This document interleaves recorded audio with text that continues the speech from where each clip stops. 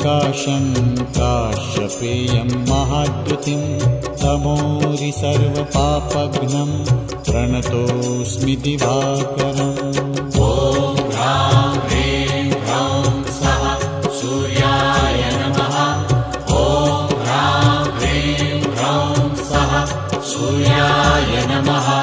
जपाकुसुमसङ्काशं काश्यपेयं महाद्युतिं तमोरि सर्वपापघ्नं प्रणतोऽस्मि दिवाकरम्।